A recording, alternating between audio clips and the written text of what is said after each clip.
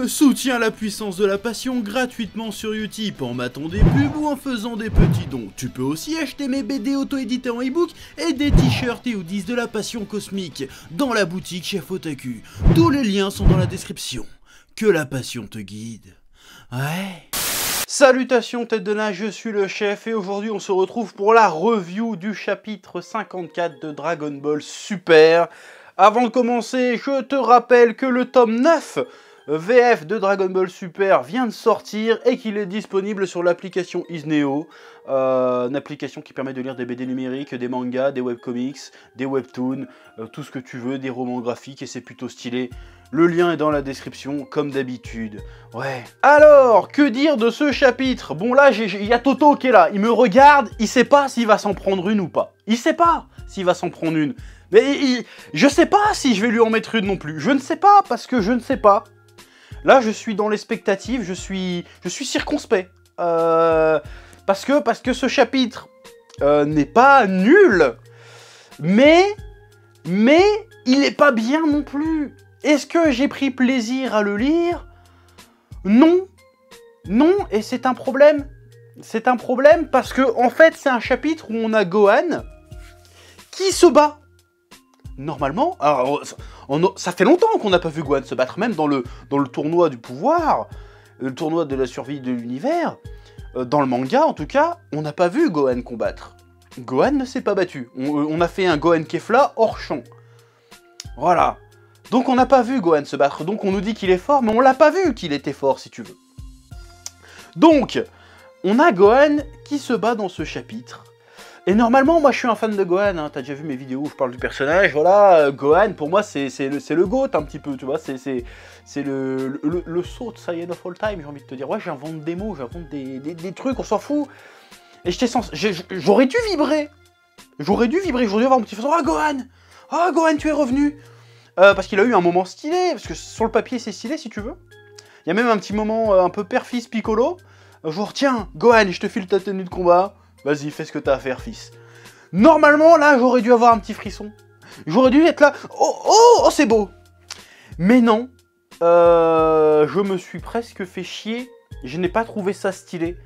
Et j'ai passé la nuit à me demander, mais comment ça se fait que j'ai pas trouvé ça stylé? Normalement, tu me vends ça. Il y a des bonnes idées dans le truc. L'autre il affronte un ennemi qui a les pouvoirs de Piccolo, Gohan arrive, il sauve la situation, il arrive à prouver qu'il est capable de protéger la Terre quand son père n'est pas là, il revient un peu dans le game, ça montre qu'il a encore la patate, qu'il sait encore se castagner, il y a un petit moment père-fils Piccolo, il a la tenue de Piccolo, normalement il aurait dû se passer quelque chose. Donc pourquoi il ne s'est rien passé? Et j'ai envie de te dire que... récemment, j'ai fait un Dragon Ballologie sur l'armée du ruban rouge, sur l'arc de l'armée du ruban rouge dans Dragon Ball. Du coup, j'ai relu Dragon Ball. Et ce qu'il y a de magique avec Dragon Ball, à quel point ce manga me passionne, c'est que j'ai commencé à lire le tome 4, parce que c'est là à peu près que ça commence la fin du tournoi. Et en fait, 2 heures plus tard, sans m'en rendre compte, j'étais arrivé au tome 12, tu vois. Je relisais, je kiffais le truc. Et en fait, je me rends compte encore plus maintenant, j'en ai déjà parlé, mais ça m'a encore plus frappé à la gueule, parce que je venais littéralement de finir le manga d'origine avant de lire Dragon Ball Super, et je suis désolé, mais Toyotaro, t'es pas au niveau. T'es pas du tout au niveau, Toyotaro. Niveau dessin, j'oserais pas dire que le gars est mauvais, mais le gars n'est pas flamboyant du tout. Et en fait, je disais comme une vanne que je fais aussi bien que Toyotaro, mais c'est même plus une vanne, c'est vrai. En fait, les planches de Toyotaro... Alors, il a été capable, hein, il a déjà fait des chapitres qui étaient très bien dans l'arc Black, qui étaient vraiment stylés. Mais là, il ne se passe rien. Son dessin ne m'inspire rien. Ce dessin est plat as fuck. Ouais, je parle à moitié anglais. Le dessin est plat. Pourquoi Toriyama est vu comme un génie de manière internationale et indiscutable dans le monde du manga? Alors il y en a qui font Dragon Ball c'est surcoté. Ta gueule, je te parle pas. Toriyama n'est pas reconnu pour son scénario en réalité. Toriyama est reconnu internationalement comme étant un dessinateur et un narrateur de génie, mais grâce à son dessin en fait. Le dessin de Toriyama pue la vie. Le dessin de Toriyama a une puissance évocatrice absolument géniale et rarement égalée dans le game, que tout le monde lui envie. Je suis sûr que même tu parles du dessin de Toriyama à Oda ou même à Yusuke Murata ou trucs comme ça, ils vont te dire Toriyama, c'est le goal, c'est le GOAT. On veut tous réussir à atteindre le génie de Toriyama là-dessus. Parce que son dessin, Dragon Ball, en fait, c'est un manga que même si t'enlèves les dialogues dans Dragon Ball, tu sais, tu comprends ce qui se passe. Tu ressens les émotions, tu ressens le danger, tu ressens la pression, tu ressens le suspense, tu ressens tout dans Dragon Ball, sans les dialogues. Et là, t'enlèves les dialogues à Dragon Ball Super, bah tu ressens rien. Alors tu comprends ce qui se passe, mais tu le ressens vraiment pas.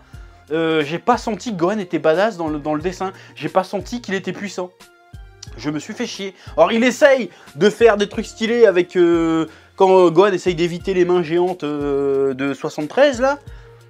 Mais autant l'idée est sympa et plutôt stylée, autant la mise en scène, je suis désolé, c'est nul.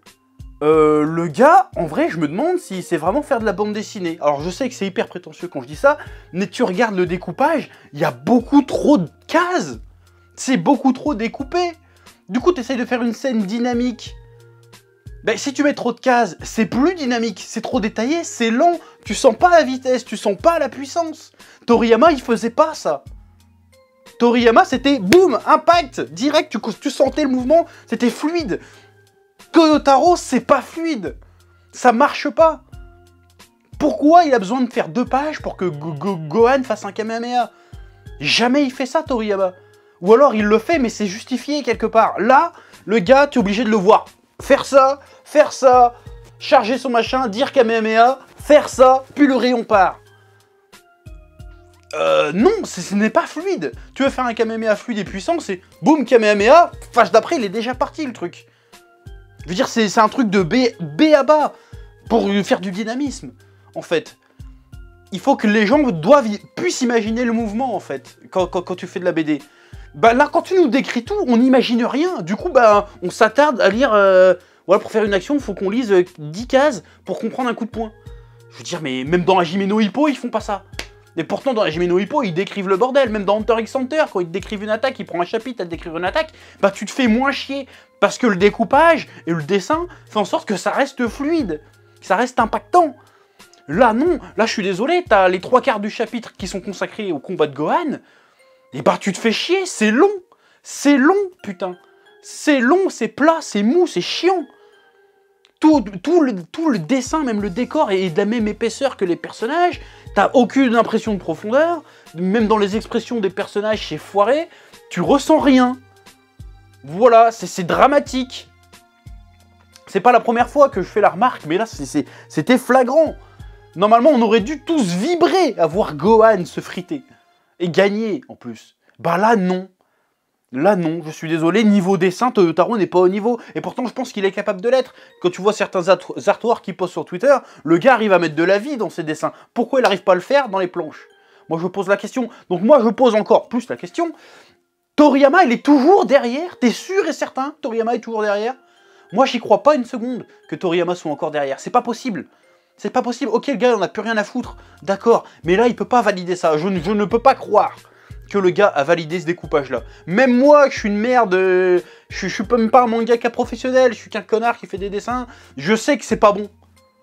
Et si moi, je sais que c'est pas bon, Toriyama, il sait que c'est pas bon aussi. Je peux pas me faire croire que Toriyama, c'est lui qui a découpé ça, ou alors il a fait ça, même, franchement, même Toriyama, tellement il est balèze, j'ai du mal, même en faisant ça, en se grattant les couilles, en regardant un match de foot, il ferait mieux que ça. Je peux pas croire que ça sort de Toriyama, ça. Il suffit de voir même Jaco, c'est pas si vieux Jaco, découpage est impeccable, même les trucs sur les Katsura Akira, là, j'en avais parlé, c'est lui qui a fait plus ou moins le découpage avec, comment il s'appelle, j'ai oublié son nom, avec l'auteur de Zetman, là, je suis désolé, c'était très très bon. Donc je ne comprends pas comment on peut passer d'une excellence pareille à un truc aussi médiocre, parce que je suis désolé, c'est le mot, c'est médiocre. Si c'était pas Dragon Ball, je suis même pas sûr que ce truc-là passerait à une réunion d'éditorial dans le Jump, en vrai. Et c'est chiant. C'est vraiment pas bon, je suis désolé. C'est pas bon, c'est mauvais. C'est peut-être pas mauvais, parce que c'est quand même correct. Mais ça devrait pas être correct, ça devrait être exceptionnel, parce que c'est Dragon Ball, et quand tu fais du Dragon Ball, tu te sors les doigts du cul, en fait. Je peux pas croire que ça soit le maximum. Sinon, il fallait prendre Youngji, je sais pas quoi, là. Parce qu'il y a un autre mec sur Internet qui copie extrêmement bien le style de Toriyama, mais c'est le vrai style de Toriyama, si tu veux. Et il le fait très très bien. Il y a du volume, il y a de l'expressivité, il y a du découpage, il y a de la puissance. Youngji ou Dragon Garoli, je crois qu'il s'appelle peut-être. Un truc comme ça. Même le gars qui a fait le truc sur Yamcha, il est meilleur que Toyotaro, je suis désolé. Lui, il a compris le style Toriyama vraiment. Là, non, on dirait une contrefaçon chinoise, on dirait le Dragon Ball Echo Plus. Je suis désolé. Bon, ça fait 10 minutes que je gueule là-dessus, mais je suis désolé, le dessin, c'est pas bon. C'est pas bon, c'est ni à faire, ni fait, ni à faire. C'est pas bon. Alors, maintenant, je vais m'attaquer au scénario. Je vais peut-être un peu gueuler aussi, attention. Bon, et peut-être, je dis bien, que ce découpage hyper exagéré, beaucoup trop long, pas assez dynamique, peut-être, et je dis bien peut-être, que c'est, à l'image du scénario, c'est pour gagner du temps. C'est pour gagner du temps, parce qu'il y a 50 pages à remplir, mais il n'y a peut-être pas de quoi remplir 50 pages avec ce qu'on a à raconter. Parce que, je suis désolé, mais le chapitre est quand même méga vide. Le chapitre sonne un peu chapitre de transition. Et il y a certains choix de scénario dans ce chapitre. Oui, je parle de scénario dans Dragon Ball Super, attention. Jusqu'ici, depuis le début de l'arc Molo, pardon, ça va assez vite. Les chapitres sont assez denses, il se passe beaucoup de choses. Et ça, j'aimais bien. J'étais positif. Oui, enfin du Dragon Ball avec de la densité, de l'intensité. On n'a pas le temps de respirer, il se passe plein de choses. C'est cool. Mais depuis 3 chapitres, le rythme a vachement baissé, a vachement descendu. Alors ça peut être expliqué par la situation dans le scénario. Là, il y a un certain statut qui est arrivé. Ils sont plus en confrontation directe avec Moro. On a le côté un peu... si, quelque part, il y a un petit côté course contre la montre quand même, parce que Moro et ses hommes sont en train de bouffer les planètes de l'univers. Donc c'est chaud. Vegeta doit s'entraîner de son côté. Goku doit s'entraîner de son côté. Bon, il se passe des trucs. L'histoire retombe un petit peu, c'est normal. Ok, on temporise. Sauf que là, ce chapitre n'est que ça. C'est de la temporisation. Je suis désolé. Déjà, les 3 quarts du chapitre, c'est le combat mou du cul de Gohan. Est-ce que tu m'expliques à un moment donné pourquoi ils sont en train... La situation d'urgence. L'autre, il sort la technique de Molo. Bon, déjà, bon, instant oracle, parce que j'avais dit. Il sort la technique de Molo. Bon, j'ai pas dit tout à fait ça, mais je dis, mais pourquoi il copie pas la technique de Molo? À ce moment-là, s'il peut copier les techniques, ça se trouve... voilà, donc il l'a fait. Donc ça, c'est cool. Enfin, c'est cool. Ça va poser problème, ça aussi. Bon, j'ai aparté sur 73 qui pique la technique de Molo. À partir du moment où tu as un sbire qui peut égaler, même pendant une demi-heure, le pouvoir du Big Boss. Pour quelle raison le gars, à un moment donné, il ne vrillerait pas? Qu'est-ce qui fait que 73 obéisse à Molo, finalement? Tu peux lui piquer son pouvoir, littéralement. À un moment donné, ça trouve le gars, il peut même piquer les pouvoirs de Mérus pendant qu'on y est. Il prend la nuque à Mérus, comme par magie, il a pas fait exprès, hop, je te pique ta main, je te pique tes pouvoirs, je nique tout le monde. Tu fais comment pour battre un mec comme ça, en fait? Au bout d'un moment. Voilà, donc à un moment donné, il va falloir expliquer ce truc-là aussi. Ça va forcément créer des tensions. C'est pas normal. Dans le camp des méchants, en plus, le gars peut pas être loyal comme ça. Moi, tu me files les pouvoirs comme ça, je te trahis, hein, je suis désolé. Je dis, pourquoi je serais pas le boss à ta place, finalement? Je te trahis ta mère, mais obligatoire. En fait, bref. Donc, 73 utilise le pouvoir de Moro, il défonce tout le monde, il pique l'énergie à tout le monde. Par contre, question, s'il pique l'énergie de Gohan et tout, il la garde? Ou quand son pouvoir s'en va, qu'est-ce qui se passe? Parce qu'on est d'accord que si 73 est aussi fort, c'est parce que Molo lui a filé une partie de sa puissance. C'est ce qu'il a fait il y a 3-4 chapitres d'avant. Donc est-ce que maintenant que 73 a absorbé la puissance de Gohan, et de Piccolo, et de Krillin, et de tout ce que tu veux, à ce moment-là, il est plus fort qu'avant. Avec ou sans le pouvoir de Molo, en fait. Donc c'est quoi les bails? C'est quoi le délire? Va falloir m'expliquer. Et aussi, il va falloir m'expliquer que le combat Piccolo 73 et Gohan 73 ait duré une demi-heure. Le gars est censé garder les pouvoirs pendant une demi-heure. Je suis désolé. Alors... évidemment, le découpage est très éclaté, fait que ça semble long, mais en vrai, ça a dû se passer dans l'espace de 10 minutes. Tu vas pas me faire croire qu'ils sont battus d'une demi-heure. Je n'y crois pas. C'est bidon, surtout que Gohan maîtrisait le game d'une puissance totale. Il aurait pu l'achever en un coup. Donc, ça se sent que vous voulez gagner du temps pour remplir les 50 pages. Vous temporisez un peu trop. Et pareil, là, les gars sont tous par terre, à moitié morts. Les méchants sont au point de l'achever, et Molo il fait « Non, c'est bon, on va attendre que Goku et Vegeta reviennent plus puissants, comme ça je vais leur bouffer leur puissance en plus. » Ok, alors admettons que tu veux faire ça. Qu'est-ce qui leur... ça change quoi du coup que 73 et les autres mecs butent Piccolo et Gohan? Ça change quoi? Concrètement, ça change quoi? ça change strictement rien. Même s'il les bute, t'auras juste un petit peu moins de puissance. L'autre, il aurait pu être plus fort, il pourrait t'aider à défoncer les autres. Mais non, on va les laisser tranquilles. Ce qui n'est pas crédible. T'es un méchant, tu viens... Est-ce que les Saiyans, quand ils sont arrivés, Nappa et Vegeta, ils se sont dit non, attends, on va pas les tuer tout de suite. Bah si, en fait, ils ont fait ça, mais c'est pas pour les mêmes raisons. Il a fait, viens, on va torturer Goku, on va attendre qu'il arrive, et après on tuera son fils devant lui. C'est ça qu'il s'est dit. Donc là, ça marche. Là, c'est pas ça le sujet. C'est, non, on va attendre, en fait. Non, mais laisse tomber, laisse-les. Comme ça, ils savent qu'on arrive, et on revient dans un mois. Oh, enfin, dans 2 mois, finalement. On revient dans 2 mois pour vous péter la gueule. Parce que, voilà. Donc c'est quoi le délire? Tu le sens que c'est forcé. C'est absolument pas logique ce qui s'est passé. T'es d'accord? T'es forcément d'accord. Ce n'est pas logique. On essaye de nous gagner du temps, de temporiser. Et du coup, l'histoire qui jusqu'à présent se tenait bien niveau scénaristique, bon c'était pas extraordinaire mais ça se tenait, commence à partir un petit peu en couille. Je vais revenir sur le traitement de Piccolo aussi. Piccolo qui se fait défoncer. Piccolo, il a appris, je sais pas, 20 minutes avant, que les mecs qui allaient arriver sur Terre étaient responsables de la destruction du peuple Namek. Moi, je me souviens, lors de la saga Namek, la saga de Freezer, Piccolo, il arrive sur Namek, il fait « ça, c'est ma terre natale, c'est de là que je viens », il voit Freezer, il fait « toi, je vais te niquer ta mère, t'as buté mon peuple, je vais t'enculer ta race ». C'est ça qu'il dit Piccolo. Bah, il le dit pas dans ces termes, mais il fait « je suis méga motivé, tu vas voir c'est qui les Namek. Sur le Coran de Namek, je vais te niquer ta mère », il lui a dit à Freezer. Et il lui a niqué sa mère, bon, pendant 5 minutes, parce qu'après il s'est transformé, mais il lui a niqué sa mère, si tu veux. Là, on a Piccolo, si tu veux, qui n'est pas motivé. Piccolo n'est pas motivé, je suis désolé. Piccolo abandonne trop facilement. Piccolo devrait avoir envie de se dépasser pour venger son peuple.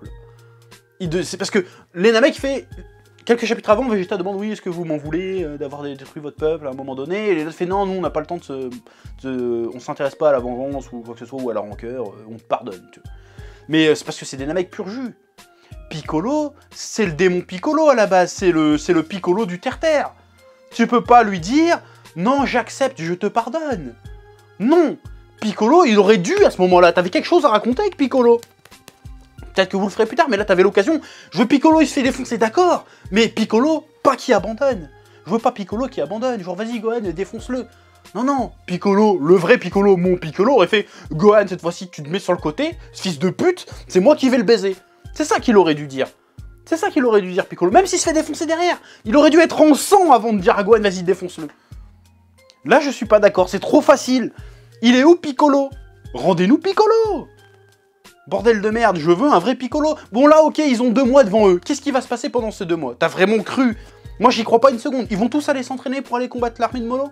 Tu crois à ça, toi? Bon, ça va le faire, certainement. C'est certainement ça qu'ils vont faire. Mais tu crois qu'ils vont avoir un rôle particulier? Tu as cru que Krillin, il allait briller ou quoi? Il s'est fait niquer par Kung Fu Panda, Krillin. T'as cru? Je n'y crois plus. Gohan ne brillera pas, Piccolo ne brillera pas, alors que putain, il a toutes les raisons du monde, même s'il se fait défoncer, d'avoir un petit moment héroïque, genre t'as baisé les Namek, je vais te baiser en retour. Ça, c'est Piccolo, c'est ce qu'il aurait dû se passer. Il se passe pas ça. Gohan, il va rien faire du tout. On le sait très bien, j'y crois pas, Gohan va rien faire du tout. Peut-être que d'ici là, ils auront trouvé le numéro Tenshinhan, hein, on peut rêver, hein. Voilà, bon, après tout ce que j'espère, c'est que Goten et Trunks vont quand même être là à un moment donné, et c'est 17 aussi, parce que tu peux pas mettre tous ces personnages puissants sur Terre et ne pas les utiliser quand il y a une menace interstellaire qui arrive. À bout d'un moment, faut arrêter de prendre les gens pour des cons. Et tu vas pas me faire le coup, j'ai pas le numéro de ces 17, sale fils de pute. Tu peux pas me faire ça. Donc, quand ils vont arriver, j'espère que tu me donnes 2 mois, c'est pour que les autres, ils aillent s'entraîner comme des bâtards. Et que quand ils reviennent, il se passe quelque chose. Je veux du Goten et du Trunks. Là, faut arrêter de prendre les gens pour des cons. Tu temporises, d'accord, mais derrière, t'as intérêt d'assurer, mon gars. Parce que si maintenant on est juste, tiens, on va attendre, on va bouffer d'autres planètes avant d'attendre Goku et Vegeta, voilà, c'est bidon. C'est bidon, c'est bidon. Voilà. Bon, après, je vais reprendre aussi sur le début de révélation de Merus. Bon, là, on est sur un cas d'école, hein, on est presque sur du Toby égale Obito. Je veux dire, ça se voit comme le nez au milieu de la figure. C'est un ange, c'est confirmé.